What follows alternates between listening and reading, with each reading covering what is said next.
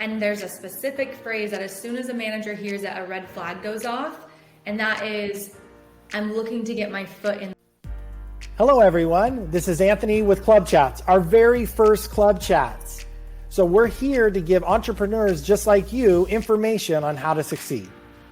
So today we have Darci Smith, career coach and mentor. How you doing today, Miss Darci? Hi, I'm great. How are you? Good. So to get this kicked off or to get this started, let's do the most common interview question out there. So tell me about yourself. I knew you were going to say that. So my name is Darci Smith and I am a career coach. I worked in corporate America as a hiring manager and I moved into recruiting. So I have multiple different information in terms of what companies are looking for when they hire, what characteristics they care about. And now I mentor and coach people on how to crush their interviews and navigate really tough career decisions. And I'm so passionate about what I do and I'm just really happy to be here. We're happy to have you. Okay, Darci, so when we're going into an interview, what are some of the questions that we should be asking? Yeah, so as the person that's going into the interview, there's always like a top 3 that you can ask, and this can go for almost any interview. So number 1, you want to ask the interviewer, what is their favorite thing about working at that company? It builds rapport, it gets a conversation going. And number 2, you want to ask, what are the top people doing in the position that you're interviewing for? And how can you best prepare for that? So let's say it's a sales role. What are the top performers doing that I can prepare myself for now to make sure that I'm the best on the team? That makes total sense. Yeah, and then lastly, the one of my favorites is just learning more about the company culture. So asking, telling them something that you love to do. So I'm really involved in community outreach. It's really important to me. I would love to learn more about what your company culture is like, and do you guys participate in, volunteer in the community, things like that. So get them talking about their company.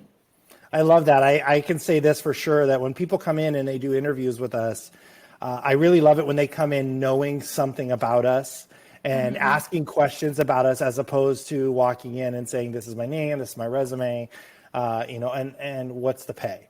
Those kind of, see that, it happens a lot, but those are the things. So I love the fact that you're saying, like, come in, ask questions, but also know something about the company that you're coming in and you're asking about. What is something the candidate should never say? Like, what should they never say coming into an interview with us? This is my favorite question because so many candidates will say this, and I think it's a natural thing. And there's a specific phrase that as soon as a manager hears it, a red flag goes off, and that is, I'm looking to get my foot in the door. Because no company wants to be the company that you're just getting your foot in the door. Like, they want to be the company that you want to actually work at and be at for a long time. So the second a manager hears, I'm looking for somewhere to get my foot in the door, ding, ding, ding, red flag, do not say that.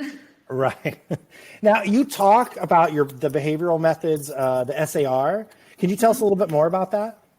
Yeah, so to start off, a behavioral question, which let's just break that down. Not many people may know exactly what that means.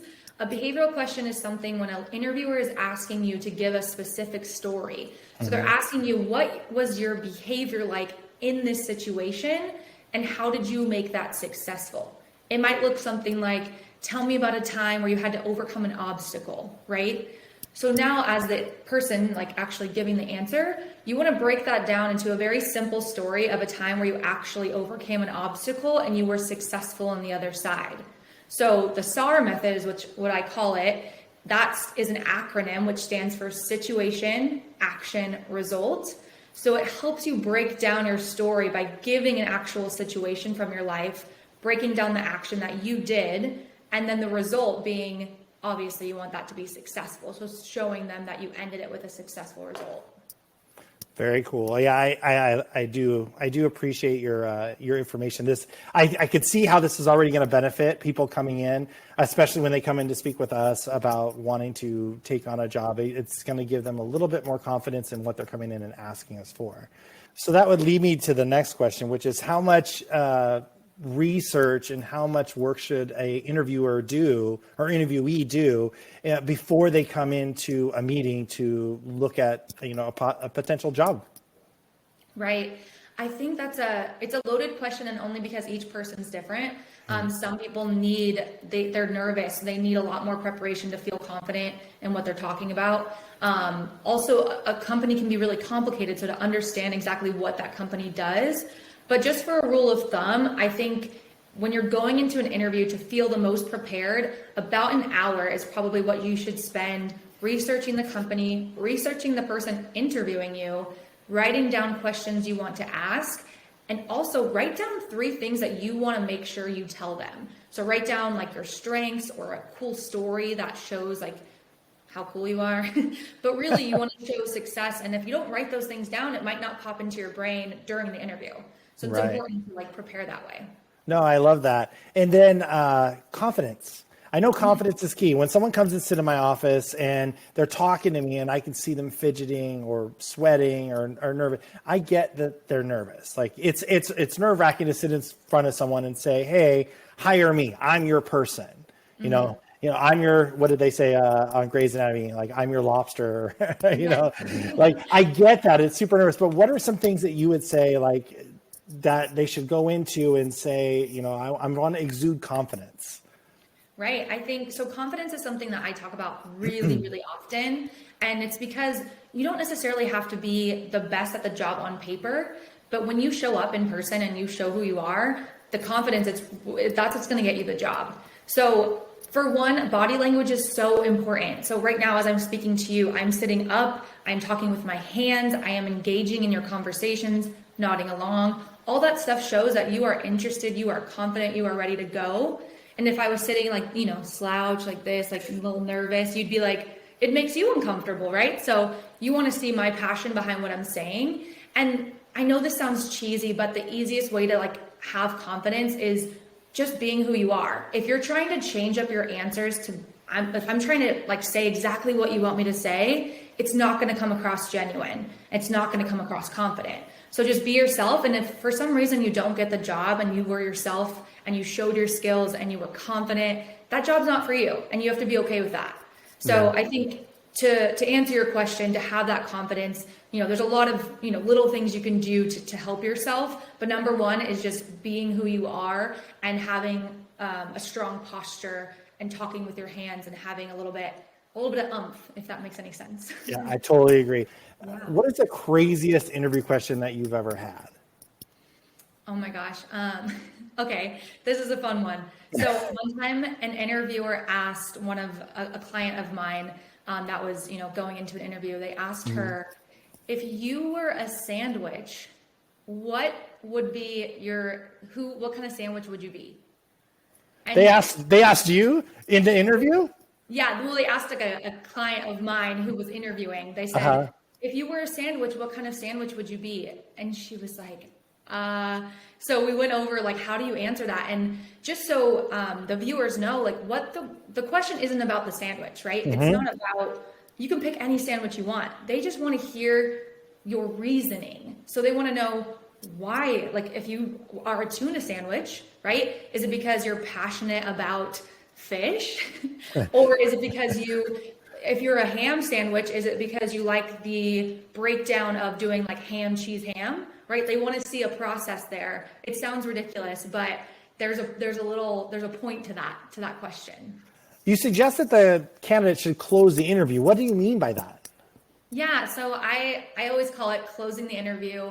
What that means is actually wrapping up the interview and kind of taking charge of how that's going to end. So what you want to do is at the end of an interview, after you've already asked your questions, you want to ask one final question that says, you're asking for feedback, right? So you want to say, do you feel like I have the characteristics for this position? And is there anything else I can answer for you at this time? Because now you're getting real time, real in the moment feedback. And they may say, yeah, actually, we're a bit concerned that you don't have enough experience, or we're a bit concerned about this, in particular, which is what you want, because then you can talk about it right then and there and change their minds. Or they'll say, you did a great job, thank you so much. And that's when you say like, awesome, I'd love to follow up with you. Can I grab your business card? And that's kind of how you close it out. Awesome. So I wrote this down. We saw a post on your Instagram that said, be brave enough to suck at something new. I kind of love that because I like to tell people, love the suck. Like love the suck. That's where you learn the most. And what did you mean by that when you actually put that in there? Yeah, so I think it was for one, it's it's an eye grabber, and it's kind of makes you think a little bit, but you have to that's part of confidence. You have to be brave enough to try something new, to understand that you are going to fail. And I think what people miss in an interview is they're afraid to talk about those failures because they think that looks bad. When really, like you're saying, like if you suck at something, maybe tell us, let us know why and how you've actually like changed that and made it something positive. Like I was trying to learn Spanish. I'm still trying to learn Spanish. I'm terrible at it. My partner always makes fun of my accent, but I'm not going to quit doing it because I know it's something that I want to do. And I will talk about that in an interview. Like it's something I'm proud of, even though I have not accomplished it yet. Sure. But I am working on it and I'm getting better every day. And you just got to be brave enough sometimes to just realize, hey, I'm not going to be the best at everything, but as long as I'm trying and trying to get to success, that's what's important. That's amazing. I have not tried to learn another language. I actually in high school tried to learn French because I thought it'd be really cool to talk to girls at that time. Yeah. That did not work out so well. French lasted very short time. It's a lot harder than it looks. It's a hard language. So kudos to anybody out there who can speak multiple languages. Thank you. Yeah, so do you have any success stories of interviews where someone came in or in your field and through all your years of experience with hiring in HR, do you have any like really good success stories that have come out of that? Oh, so many, but yes, I will pick just one in particular because it's recent. I had a candidate, a client of mine who is currently interviewing, and he's gone on 3 interviews and is getting not the best feedback. He's not getting that you did poorly. He's getting the right in the middle, right? You did well, but we're going with another person. And that's the hardest feedback to get because you don't know how to fix that. And so when he came to me, he told me this and he's like, I don't know what else I can do. Like I'm showing who I am. I'm doing all these things. And we sat down and I did a mock interview with him. And so in the moment, as soon as he was answering my questions, I was catching him starting to talk before I finished talking. And it's a very minuscule thing, but I could tell he's thinking about what he's going to say before he says it. And I don't think managers wanted to give him that feedback because it's a hard thing to talk about. But in my case, I was able to coach him on that and say, hey, like you've got to be intent on what the other person's saying. And even if you're thinking in your mind, like, what am I going to say to this answer? You can't let them see that, right? So we worked on that. And recently he went on an interview and absolutely crushed it. And he said he felt like there was so much rapport and there was a back and forth. And he's like, he could really tell the difference. And it made me so happy to see like there's little things you can change that actually make a huge difference in your interviews. I agree. It's amazing how when you talk to someone like yourself that, you don't realize the little things that you could be doing or yet you're missing just an interview, going back to like your sandwich thing, if I say, why did I pick tuna? Maybe I'm a good swimmer. That's why I said tuna, but something like that little, adding that one little thing to me, I know as the interviewer, I would be like, that's hilarious. They have a sense of humor. That means they can talk to people, which is something I'm actually looking for on our side. So I agree with you 100% on that. Is there anything else that you would like to add or about your book or your blog sites or anything like that we could bring to our customers and let them see that there's so much more out there for them? Yeah, I think there's a lot of information out there. Obviously, if you're Googling like what questions to ask in an interview and things like that, but really you need to break down what's important to you. Because you can probably attest to this, but interviewers don't just want to hear questions to hear questions. They want to feel like you're asking them because it actually will make a difference in your decision. And it does matter because you want there to be a match on both sides. So just for instance, with my website, careercoachdarci.com, I talk about the services I provide. I show real success stories from clients who have absolutely killed their interviews and had like great experiences. Just learning these little things because it's not maybe something you can find on Google. It's something you have to like internalize and understand. So I would really encourage people to check out my Instagram. I'm constantly putting tips up there based on real life situations that my clients have gone through. And I I love to mentor people and help people succeed. So for me, that's super important. And I want to thank you for doing this, for, you know, showing this for people. I think it's important, and I hope it'll help people in their interviews to come. So thank you so much for joining us today, Darci Smith. I wrote a note here. Darci offers a few excellent services: resume review, mock interviews, career coaching, and we've included all her links below so you can easily give her a follow and connect with more info. So thank you so much again for joining us today. Yeah, thanks for having me. All right, goodbye. Bye. Thanks again for joining us today on Club Chats. Remember, join the club, and until next time, stay smart. Bye.